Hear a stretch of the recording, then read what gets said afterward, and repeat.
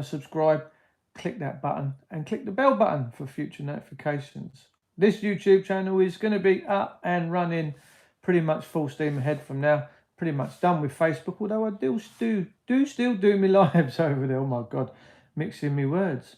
Ladies and gentlemen, this woman called Blaze from the MI6, she's now talking about going to a full-blown war with Russia, or the prospect of going to war with Russia, and the military brass from the air, RAF, are saying sons and daughters better get ready. And I'm like, that is a suicide mission. Russia has a massive nuclear capability, and this is dangerous rhetoric. And I would say, if all of these people in the RAF and the government want to go to war, I'd say, why don't you go and fight it? Let them go and fight it.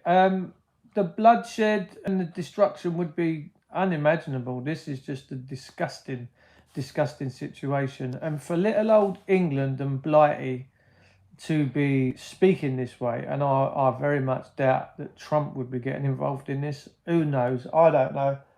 I know that the world's a complete stage. It really is just a complete stage. And this is just going a little bit too far. So if you love your children and you love your family, man alive, what are we doing? What are we playing with? Why do these people in these institutions talk so cheaply about the life of us? We're not their property.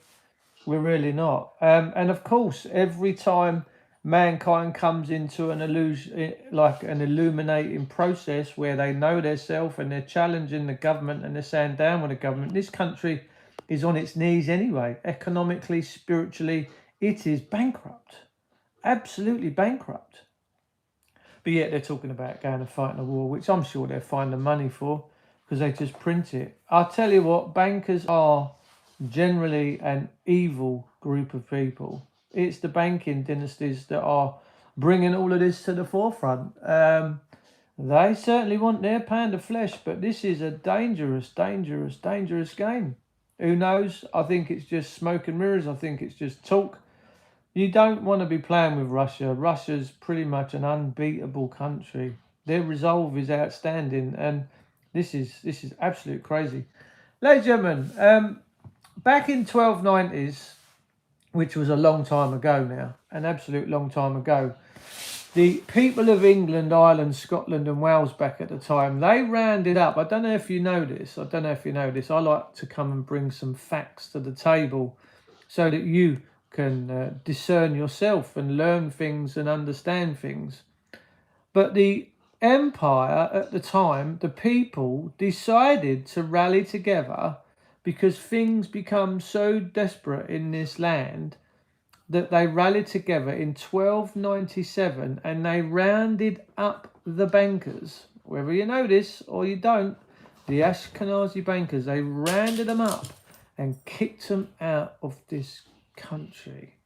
And these Ashkenazi bankers, these ones with interest, which are ruining us as a nation right now, were not allowed back into this country for 350 years, ladies and gentlemen. 350 years until Oliver Cromwell come onto the stage with the Reformation, and somehow these bankers managed to slip back into this country. That's a true story. And then we look back through history to the 1930s and 45s and look at what the Germans did, and we think that was a bad situation and we frown upon that. But what we fail to realise is that we did that in the 1200s. And it wouldn't have been at the point of a cup of tea now, would it? Would it have been at the point of a cup of tea?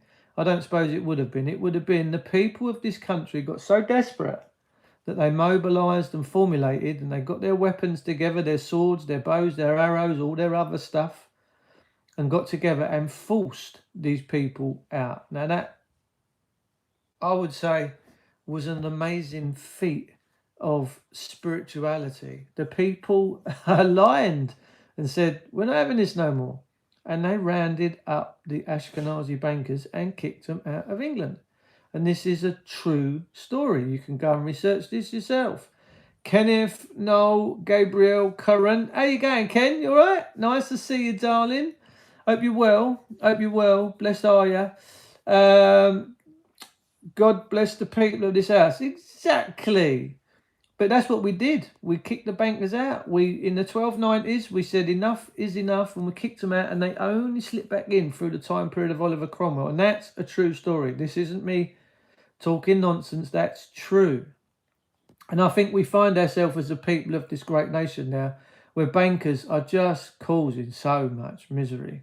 These people that operate out of Santander, TSB, Lloyds, the thing is, they smile at your face, don't they? You go into these branches of these banks or online and they smile at your face, but yet they are so quick to stab you in the back when things go not the way that the bank wants. The banks are the root of all evil in this country. I'm telling you now, they really and truthfully are. The monetary system is the root of all the evil.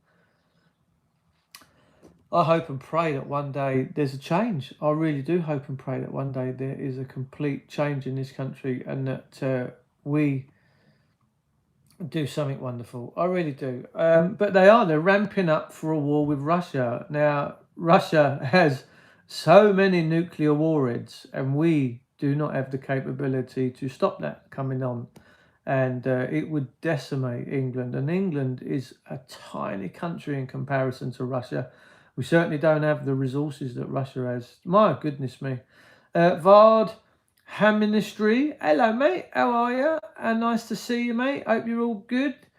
So yeah, this is where we're at. This is the retardery of the system. And of course, the First World War was formulated because men and women were becoming spiritual. They become to start to realise who they were, and the First World War was formed to quash all of that rising. And we're seeing a repeat of this in 2025. The first one happened in 1914 and ended in 1918 in absolute chaos. And are we doomed to repeat the same? Maybe. I don't know. Maybe, I don't know. Give unto Caesar what is Caesar's, give unto God what is God. Absolutely right. You're right there. Absolutely. Kenneth, absolutely right. Absolutely right. And we are. We're look at all this digital ID. That's Revelation 16 through 17. Revelation 13, 16 through 17. And none shall buy nor sell lest they receive the mark. Wow. My word. Goodness me. And they're pushing it. But I don't think people are falling for it. I genuinely don't think people... Where are you from? Planet Earth. This is Planet Earth. I'm from Planet Earth, mate. I don't know where you're from. Well, I'm from Planet Earth at the moment until I pass away. And then I shall not be from here anymore. How you doing, Jazz? You all right? Jazz Ali? How you doing, mate? Thanks for the little crowns coming in there. Nice one. Times 3. I don't even know what that means. But nice of you to share that. So, yeah. England, Ireland, Scotland, Wales playing a very dicey game. And, of course, I don't know where they're going to get all these men and women from to go and fight these wars, because I genuinely believe that the youngsters and the men and women of this country would not go and fight for their country. I don't think that mentality is still in this nation. You know, when you go back through the time periods, there was a time period where when your nation called you to come, you went, and you was down there first. We used to have young kids at 11 trying to sign up to go to fight wars because they found it an honourable thing to do. But can you just imagine this current generation? I think they're too headstrong. I genuinely think they're too headstrong to say, they'll be like, no, we ain't having none of this. Santa got the sack, health and safety experts won't let him down the chimney. Exactly. Yeah, it's got to do a risk assessment for that.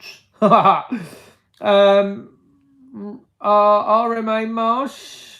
Ramashi 1044.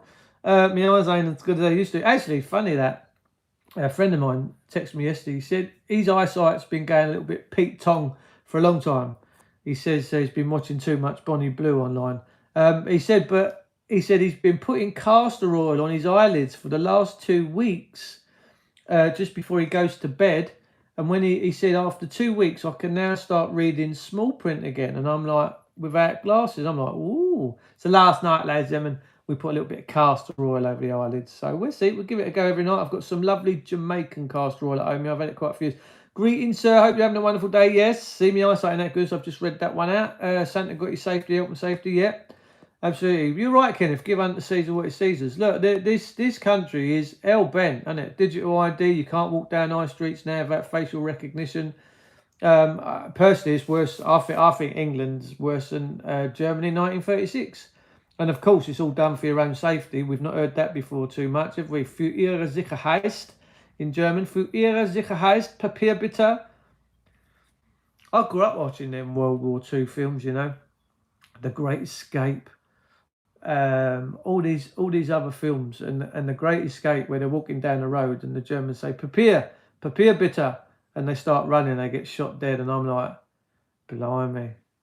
Yeah, I'm seeing definitely the similarities between National Socialist Germany of the 1930s in England right now. Let me tell you, I am seeing the similarities, and of course the people seem to be screaming out for this. They seem to want it. They don't seem to be challenging and questioning their public servantries. They really don't. They're like, yeah, whatever, keep it coming. Let's have it. Let's have more misery.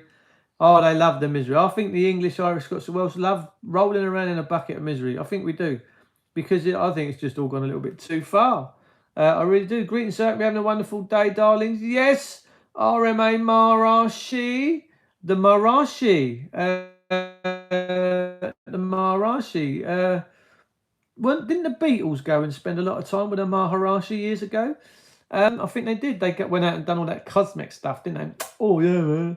They did. The Beatles, John Lennon, Paul Lennon, John Lennon, and Ringo. They all was out there doing that with the Maharishi. Maharishi, that's how you say it. Maharishi. Santa's got the sack. Oh, Jesus, crikey. A lot of people this year are struggling for Christmas. And of course now, you go to a lot of these shops to buy a Christmas tree. They don't call them Christmas trees no more. I mean, they've just sort of sucked the life force out of this country. And because we all go along with it. Well, yeah, you can't say this anymore. You can't say that anymore. Of course, you can't do this anymore. What sort of a nonsense are we...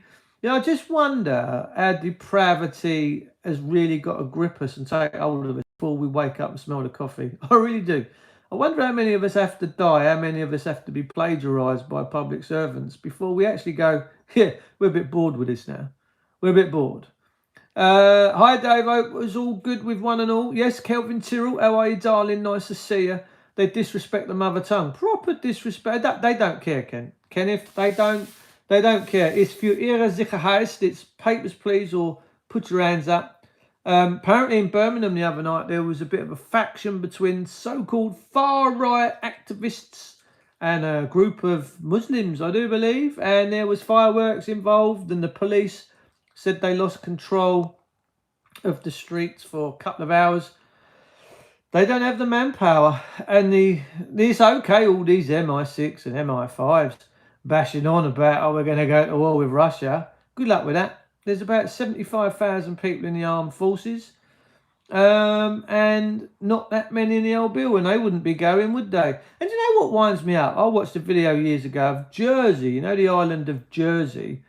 Well, during the Second World War, the Germans, they decided that it was an easy job just over the old channel there to go and land and paratroop into Jersey with their machine guns and Heist, and hold it all up. And they took over the island of Jersey, and Jersey was under Germans' occupation. Of course, you're all occupying your own houses at the moment. Are you the occupant of the house? I'm not an occupier. I didn't fly in a parachute. No. I'm natural. I'm natural to the land here. Yes. No, I'm not an occupier. All these words that they use, they're very communistic. Occupier, resident, citizen. They're so... if you're a son or a daughter of the UK corporation, you're a foreigner to England. That's just how it is. But anyway, the Germans stormed Jersey. We're a big island. It's not a very big island at all. It's very perverted, is Jersey. Very uberly perverted. The sexual ritualisation that goes on out there of children is unbelievable. Absolutely unbelievable. But anyway, the Germans landed, and we've got pictures and the evidence of the English police working for the Germans. They were taking their generals out for their meals. They was opening their doors. They were saluting them. I'm like, oh yeah, so brave, so brave. The English police saluting and bolstering with the Germans. Now, if I'd have been out there at the time and I'd been English, I'd have probably been put up against the wall and shot, because I'd be saying, no, mate, I don't work for you. But this is what they do. Complete turncoats. In Maidstone today, I do believe there's a full council meeting to stop evictions, forced evictions, and the police now, really and truthfully, they're only used for evictions. They don't come out for burglaries anymore. Unless you tell them that you've killed someone. Little story, you could have a tractor in the old garage and you're being burgled, you ring the police. And what's happening? Yes, I'm being burgled. My tractor's going off down the road. I can see it's still on the land at the moment. No, we don't come out for that no more. Ring your insurance company. So you ring the police back 10 minutes later and you go, don't worry, don't bother about coming. I've shot him and he's dead. He's laying over the top of the tractor. And before you know it, you've got 27 squad cars and 500 officers there within about 2 minutes. And when the sergeant comes right up, you liar, you told us you shot him. You told us he was dead. Yeah, well, you told me you didn't come out anymore. You told me you didn't come out. It's a joke, mate. It's an absolute joke. It's funny, Dave. I went to Tesco's the other day. They have Merry Christmas signs everywhere. They can't put it on the Christmas cakes, etc., because it was upset people. So confusing. Oh my God, this is so... when I was a kid, Christmas was Christmas. Your chopper bite was your chopper bite. The streets were clean. The streets were safe, man. The streets were safe. How many of you let your kids out now to run around the streets? How many of you, if you tune into this and you've got 5 and 6, 7, 8-year-old kids, how many of you mothers and fathers out there actually let your kids out on the streets of this country to play? Yeah, pretty much zero, right? Pretty much zero, because it's just, unless you're rural, unless you live out in the countryside. I live in the quintessential Kent countryside, and not really much happens out here. God bless, thankfully. But you have to wonder. And those sleepers, those watchers, the police and the system, do they care about the kids? Do they care about your safety? No. All they're interested in is money. E-bikes, stealing the e-bikes off the streets. Oh, you've got a throttle on that one, Zippy. It could just go 1 mile an hour too far. We're taking it off of you, yes, because you're a child. Don't forget the old bill have no lawful excuse to do any of this. And then what do? They go and sell it at auctions. Oh yeah. And lot number 352, we have a specialised e-bike here, ladies and gentlemen. We're going to start the bidding thingy. Time to the 455. Bonk. Sold to the man over there in the black balaclava. Yeah, they're having one massive swindle, man. One massive swindle. We're taking your car for safety. We're taking your car because you don't have an MOT. You don't have a valid certificate of insurance. You don't have this and you don't have that. I said, we're taking it to the crusher. Oh, okay. So it's going to the local tip. Yes, it is. I'm Constable Wellard, PC Dickhead 1234. It's going off to the tip because you're a child and you can't have property. You're not allowed to. And yes, we're going to crush it. And then you find that it's not been crushed. It's been sold off for a third party. It's been re-registered. They've changed the plates and someone else has bought it. And the police are at home counting their lolly. Oh, that's a lovely little bit of stuff, isn't it? Yeah, listen, before I disappear, because I've been on here 20 minutes, and YouTube said to me, don't do any videos over half hour. People get so bored. And I'm like, okay, cool. Oh, God, I just forgot what I was going to say. It'll come to me in a second. It's quite important. Anyway, I shall general chat until it comes back in a minute. And the carol singing in the streets and the background church bells ringing for... Oh, mate, it winds me up. Can I have the Allsbox keys, please? Who's that? Anyway, I've got to go. I think Ryan's, the mechanic, needs the Allsbox keys. I don't know who's got my number. Anyway, I shall be back with you soon because I've got to go.